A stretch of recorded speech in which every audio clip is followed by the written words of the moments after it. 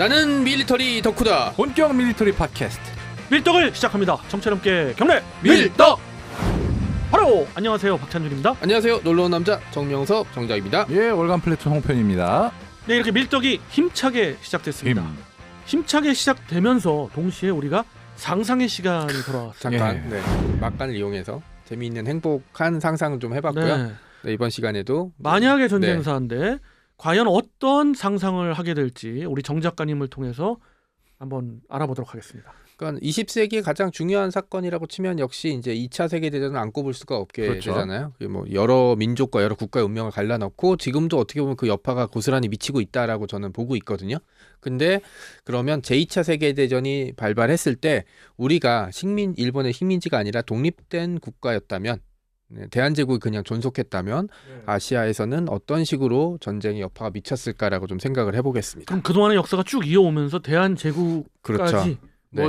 대한제국이 그대로 이어져 있자면 대한제국이 뭐 입헌군주국으로 다른 아니면 뭐 엎어지되 아니면 어떤 공화정이든, 우리의 어떤 예. 그 그렇죠. 민족 국가가 돼 있든가 그렇죠. 어쨌든 예. 그런 상황이 되면 사실 제2차 세계대전이라고 뭉뚱그려서 얘기하지만 유럽에서 벌어졌던 제2차 세계대전과 태평양 지역에서 벌어졌던 태평양 전쟁은 비슷하면서 좀 다른 성격을 가지고 그렇죠. 있어요. 유럽에서 벌어진 이제 제2차 세계대전은 간단해요. 나치 독일이 집권하면서 이제 다시 자신들의 이제 세력을 넓히기 위해서 벌어지는 과정에서 벌어진 충돌. 그러니까 유럽 땅 먹기잖아요. 그렇죠. 그렇죠. 빼앗긴 땅을 되찾고 나치 정권을 유지하기 위해서는 반드시 전쟁이 필요했던 시스템이었으니까 태평양 지역에 일본이 플레이어 역할을 했는데 비슷해요. 우리를 식민지로 삼고 중국으로 진출을 했는데 욕심이 점점 난 거죠. 잘하면 중국 전체를 집어삼킬 수 있겠어. 그래서 1937년에 그 노구교 사건 일으켰죠. 그 한 명이 사라졌는데 그 한 명이 황당하게도 똥 싸러 간 거였어요. 네. 그러면서 전쟁이 근데 어쨌든 전쟁이 벌어지면서 중일 전쟁이 벌어지게 됐고 석 달이면 끝낼 수 있던 전쟁이 길어지면서 미국이 제재를 들어오게 되니까 여기서 보통이라면 포기를 해야 되는데 포기하지 않고 야 미국이 자원을 우리한테 안 준대? 그럼 우리 자원을 딴 데서 뺏어야겠지? 어디서 뺏을까?라고 했던 게 동남아. 인도차이나와 동남아였어요. 이게 그리고 유럽에서 전쟁이 벌어지지 않았으면 손을 못 댔죠.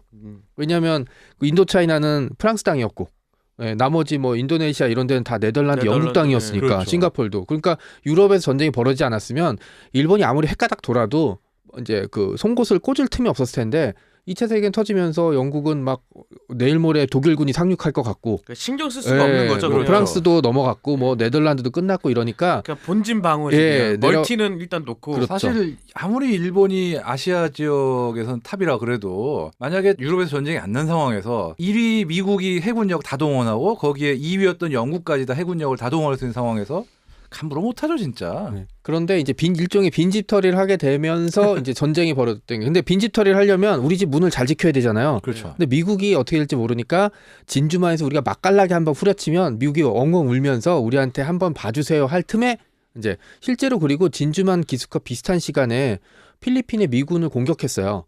그렇죠. 일본군이. 그러니까 원래 목표는 진주만에 일본 태평양 함대를 묶어두고 이제 자신들은 동남아로 진출하겠다라는 게 이제 태평양 전쟁의 이제 본질이라고 볼 수 있는 거죠. 그러면서 중일 전쟁과 이렇게 다 연관이 됐는데 중요한 키워드가 바로 우리나라였어요. 이제 한반도라고 표현을 할게요. 이제 한반도가 없었다면 지난 시간에 얘기했던 것처럼 일본은 중국 북부에 진출할 수가 없었어요. 안 만주라든지 되죠. 북경 지역은 안 되죠. 왜냐하면 우리가 막고 있는 사이니까. 흔히 말하는 만주 계래국이라는 게 그렇죠. 아예 있을 수가 없죠. 등장을 하지 수가 없어요. 그리고 못한다. 1920년대 후반에 산동 지역에 굉장히 욕심을 많이 내요. 왜냐하면 이제 1차 대전 때 이제 독일 식민지가 청도였었는데 거기를 이제 집어삼킨 적이 있으니까. 하지만 이것도 사실은 서해를 올라와야 되는데 우리 대한제국이나 이 집권하고 있는 사이에 이 제해권을 완전히 장악하지는 불가능해요.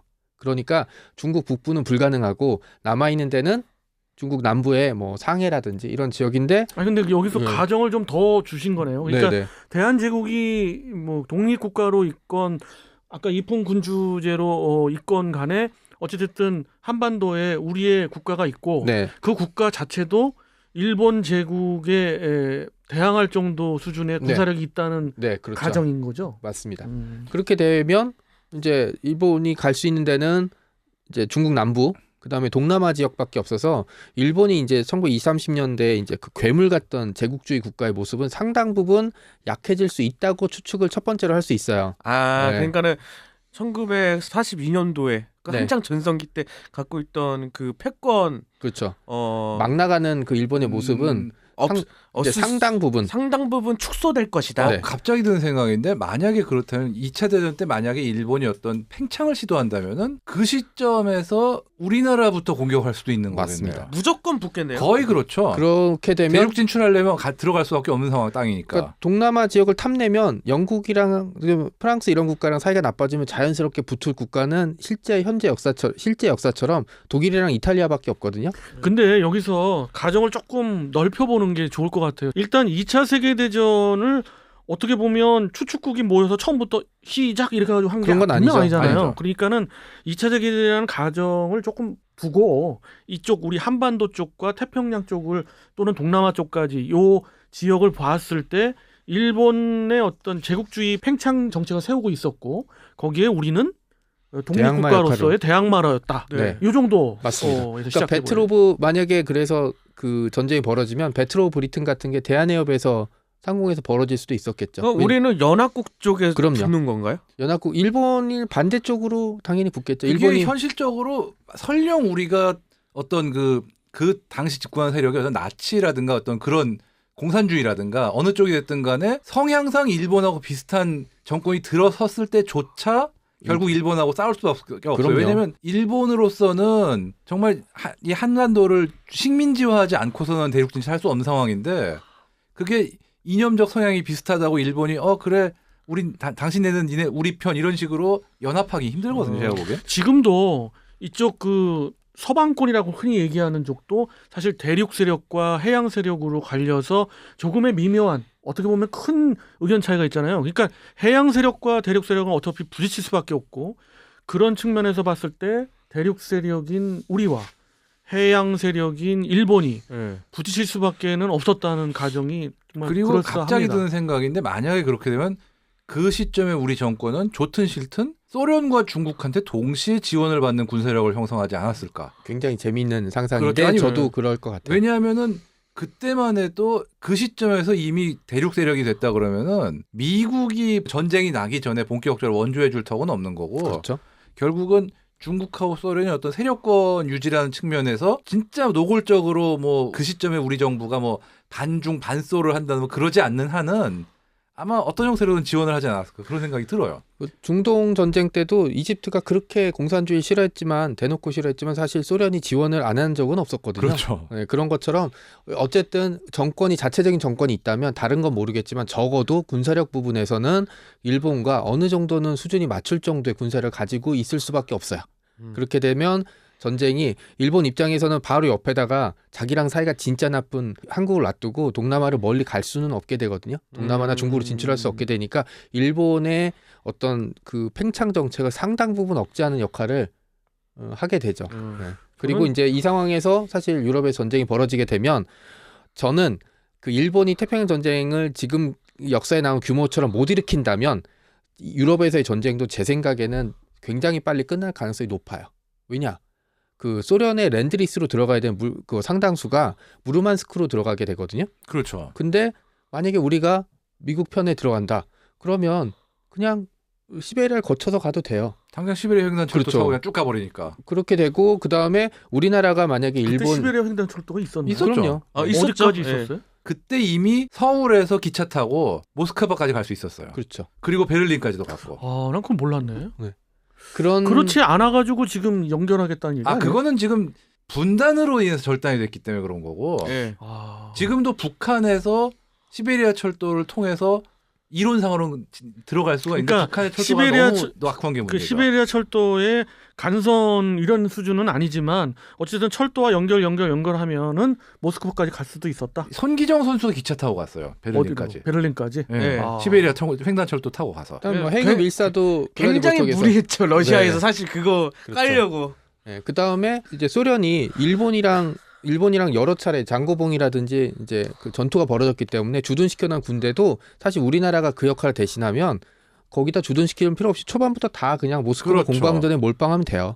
그렇게 되면 유럽에서 전쟁이 1년 정도 빠르게 끝날 수가 있다면 아시아에서는 이제 전쟁 자체가 벌어지지 않았거나 아니면 벌어져도 제1차 세계대전 당시에 아시아에서 벌어졌던 그러니까 뭐 청도 전투라든지 뭐이 정도로 그 끝날 정도? 가능성이 굉장히 높아요. 저는 첫 번째 의견에 굉장히 방점을 두고 있는데 전쟁이 일어나지 않았을 거다. 예.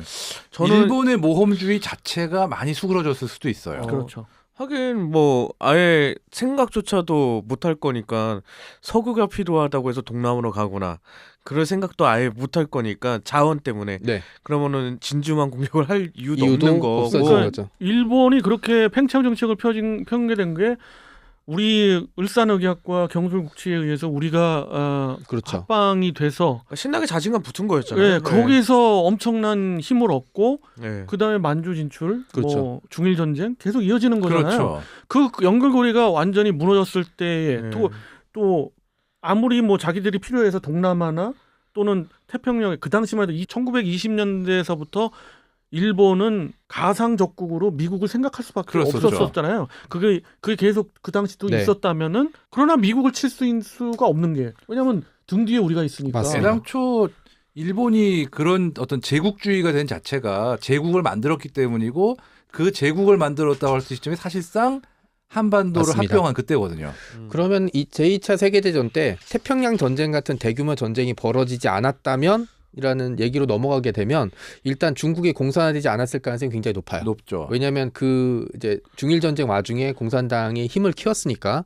예, 그러면 최소한 분단 정도 아무리 이제 공산당이 그 이후에 이제 세력을 넓힌다 그래도 이제 분단 정도 그리고 또 공산당이 밀고 내려온다 그래도 우리가 뒤에 있는 한은 또 밀고 내려올 수가 없는 거니까 균형이 맞춰질 제 것 같아요. 생각에는 중일 전쟁이 안 났으면은 공산당이 세력을 키울 수 자체가 없을 것 맞습니다. 같아요. 네, 네. 저도 왜냐면 마찬가지로. 애당초 공산당이 선멸이 안 된 이유 자체가 일본하고 싸우기 때문에 합작해야 되는 그 네. 논리 때문에 선멸이 안 된 거고 그대로 일본 신경 안 쓰고 밀어붙였으면 선멸이 될 판이었거든요. 그러면 뭐 베트남 전쟁이 아무리 미국이 삽질을 했다 그래도 저기 공산화가 될 리가 없죠. 왜냐하면 베트남 전쟁 자체도 안 일어났을 가능성이 없고 그러면 아시아에 나토 같은 집단 방위 체제 그렇죠. 그때 되면 주적이 이제 소련이 될 테니까 그런 집단 방위 체제나 아니면은 아시아가 지금보다는 좀 더 평화로울 이제 시기를 맞이할 가능성이 굉장히 높죠. 근데 다만 하나 걸리는 게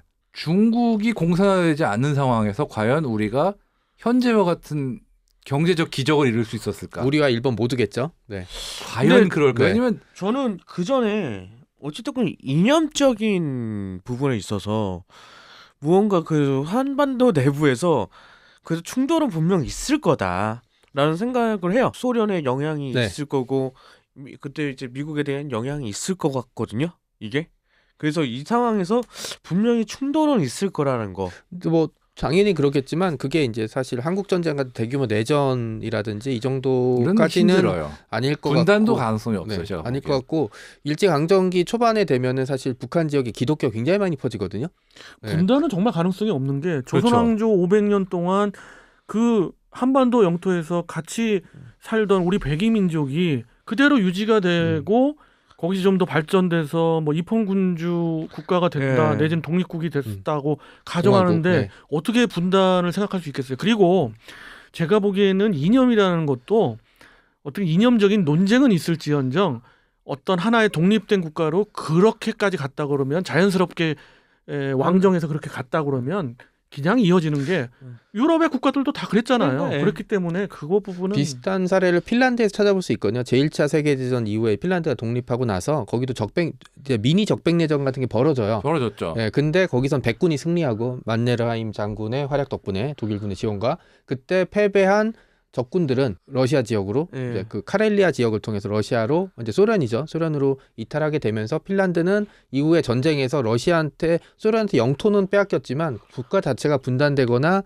이제 국채가 이게 두동강 나는 사례는 없었을 거니까 저도 그 타이밍이 되지 않을까라는 상황이 게다가 좀 있죠. 또 소련이 뭐 직접 군사 개입을 하기도 어려운 게 소련은 국민당 정권에 대해서 상당히 조심스럽게 대한 맞습니다. 나라예요. 심지어 네. 중일 전쟁 때는 무기 지원까지 했고 그렇죠. 그런 거 생각해 보면은 소련의 군사 개입에 의한 분단이라는 설정 자체가 없어질 수밖에 없거든요. 그러면 이 동남아 또 태평양 전역에 있어서의 뭐 가장 큰 군사력 부분을 우리가 또 본다 그래도 1차 세계대전이 끝나고 1920년에 22년인가요? 제가 그렇게 기억하는데 각 나라가 모여가지고 군비 경쟁을 이제 군축회담이죠. 하자. 네. 저 경쟁하지 말자. 그리고 군축을 하자. 그래서 간단하게 협정 맺은 그 결과가 뭡니까? 영국이 5, 미국이 5, 일본은 3이잖아요. 네, 그렇죠. 그 밖에 뭐 프랑스나 뭐 이런 나라 이탈리아, 1.67, 뭐 이탈리아는 뭐 1.6맨 이랬잖아요. 워싱턴의 군조약. 예. 그렇게 되면은 그것이 계속 유지가 됐을 거고. 그렇죠. 그런 상황에서 일본이 과연 물론 자체적으로 가상적국으로 미래의 적으로 생각해서 꼼수도 많이 부렸고 있는 그 전함을 갖다가 성능을 강화하기는 했지만 그건 한계가 분명히 있었을 거고 저 아무리 생각해봐도 전쟁은 일어나지 않았을 것 그렇게 하고 같아요. 봐요 저도. 근데 일본이 그때 이제 한창 팽창하고 있었으니까는 어디든지 힘 과시 같은 거 해보고 싶어 했을 것 같아요. 시도는 예. 할 것 같긴 한데 한반도에 그 일본과 적대적인 내지는 이제 갈등을 벌일 만한 세력이 생기면 그 세력이 설사 일본 본토를 공격하지 못한다고 해도 그 자체로만 해도 엄청난 위협이 될 수밖에 없거든요. 근데 그건 있죠. 아까 서두에서 뭐 유럽 전역하고 태평양 네, 전역을 별개로 보셨지만은 네. 아주 큰 틀에 있어서는 제국주의가 결국은 팽창한 뭐 1차 세계대전이 끝났지만은 계속해서 식민지에서 뽑아내기 위해서 2차 세계대전이 일어난 거 아니에요. 그렇기 때문에 만약 그렇게 본다 그러면 전쟁이 일어날 수도 있었겠네. 그럴 때에 일본은 어딜 과연 진출할 거냐? 제가 볼 때는 미국은 안 되고 동남아로 진출할 것 같은데 동남아로 진출했을 때에 미국의 어떤 필리핀을 위시한 미국의 세력권 안에 있는 나라들이 있었기 때문에 결국 미국과 일본은 충돌하게 돼 있었네요. 그럼 우리는 만만세인가요? 우리는 어디 편에 섰을까? 그럴 때? 당연히 미국 편에 서야죠. 그리고 이제 일본 분할에 참여해야죠. 아니, 서야조가 아니라 그 당시에라면 과연 어디 편이었을까는 좀 이제 이렇게 생각할 수 뭐 있고 가상이니까 반대로 생각할 수 반대로 생각해 보면 우리가 일본이랑 사이가 나빠요. 응? 뭐 사이가 나쁜데 일본은 사실 동남아라든지 중국에 진출하고 싶어서 계속 열강들과 충돌을 일으키고 있다면 이제 사실 그런 나라들이 파트너로 삼을 수 있는 나라는 우리나라가 가장 유력하죠. 어떻게 보면 일본이 러일 전쟁에 승리하고 이렇게 발전할 수 있었던 거는 태평양 지역에 러시아 제국의 진출을 막을 만한 파트너로 영국과 미국이 점 찍었기 때문에 가능했거든요. 러일 전쟁이 사실 그런 측면을 감안하게 된다면 우리가 네. 흥선대원군에 의한 쇄국 정책이 있었지만은 사실은 우리 민족이 지금 와서 보면은 굉장히 그 외국 문물을 받아들이는 속도도 굉장히 빠르잖아요. 얼리어답터였죠. 네. 그리고 우리만의 어떤 소프트 파워를 점점 지금 늘리고 있잖아요. 그런 측면에서 봤을 때 제가 보기에는 아무래도 부동어가 글로 가네요. 아 그렇죠. 미국 쪽으로 갈 수밖에 네. 없고 그리고 우리도 그렇잖아요. 우리 민족 자체가 한 나라가 어느 나라를 침략하는 때 그 침략 당하는 나라를 도와주려는 네. 그런 또 민족성이 좀 있잖아요. 아니 뭐 그런 걸 떠나가지고 일본이 그렇게 적대적으로 세력을 키우면은 좋든 싫든 그거에 아하. 대항하는 쪽으로 갈 그치? 수밖에 그렇지. 없는 거고. 맞아요. 예. 뭐 결국 그러네. 미국이든 뭐 소련 중국이든 일본과 대항할 수 있게 도와주는 쪽에 붙을 수밖에 없는 건 뭐 필연이에요. 그런 상황에서. 그렇게 되면 양측이 붙이는 회색 지역의 전장이 이제 대만 지역이 될 수 있거든요. 왜냐하면 대만은 이제 청일 전쟁 시기에 이미 일본의 식민지가 그렇죠. 돼버렸으니까 근데 그 시점에서 만약에 타이완 식민지가 되면 우리는 타이완 독립운동을 지원해 줘야죠. 아 이럴 때 뭐 한제국 건국사 이런 거 얘기가 나오면 더 재밌을 것 네, 같아요. 근데 참. 거기서 가정이 조금 바뀌어서 그런 독립국이었지만 우리의 군사력이 좀 어렵다, 좀 이렇게 약하다 했을 때는 당연히 일본은 한반도를 노렸을 것 그렇죠. 네. 같아요. 그러면 우리하고 붙었을 것 같아요. 1941년까지 독립을 유지하고 있다면 이미 그 자체로 어느 정도의 군사력이 있다는 얘기일 수도 있고요. 네, 물론 그렇게 생각합니다만. 뭐 일본과를 먼저 공격한다든가 뭐 그러진 못해도 최소한 일본이 섣불리 밀고 들어오긴 쉽지 않은 정도의 군사력은 있지 않았을까. 굉장히 피해를 많이 볼 것이다. 피해를 그렇죠. 많이 볼 것이다. 임진 건드리기만 하면. 임진왜란의 현대판 전쟁이 벌어질 거라고 생각을 할 테고요. 근데 사실 네. 요번에 그 만약의 전쟁사의 가정을 생각해 보면은 그냥 스마일. 더 그냥 묻게 돼요. 예. 네. 정말 그랬었어야 되는데. 네. 그러니까 의사들 그런 생각이. 이거 그렇죠. 아주 이제 뭐 여러 가지 만약에 이 타이틀에 대해서는 이제 역사를 기반으로 여러 가지 상상들을 하는 거니까 정답은 당연히 없는 거고요. 그렇죠. 네, 그냥 소위 얘기는 행복회로를 한번 돌리는 거니까 여러분도 한번 보시고 이게 뭐 맞다 틀리다 얘기보다는 이렇게 흘러갈 수도 있다. 그리고 만약에 우리가 이때 어떻게 했으면 어떻게 됐을까라는 정도로 생각을 해주시고 즐겨주셨으면 하는 바람이 있습니다. 예. 네, 이렇게 해서 이번 시간 만약의 전쟁사 대한민국, 그러니까 이 한반도에서 우리가 독립국으로서 남아 있었다면 2차 세계대전 전역에서 과연 어떻게 됐을까 이런 여러 가지 또 상상을 하는 그런 시간이었습니다. 하여튼 재미있는 시간이었어요. 몇몇을 침입한 놈들 때문에 아주 씨, 그렇죠. 우리나라 36년 동안 아주 고생만 하고 해요. 네. 그러면서 이제 우리가 계속 아픈 역사를 겪어온 거에 대한 어떤 그런 아픔을 또 네. 잊지는 말아야겠어요. 맞습니다. 이런 네, 시간을 네. 통해서라도. 전 처벌까지도 했으면 좋겠어요. 아직도. 했어, 그죠? 네, 이제 진짜 그게 지금까지. 이제 잘못 단추를 끼운 첫 번째 네. 단추를 잘못 끼운 거라고 저는 생각을 하고 있거든요. 예. 네.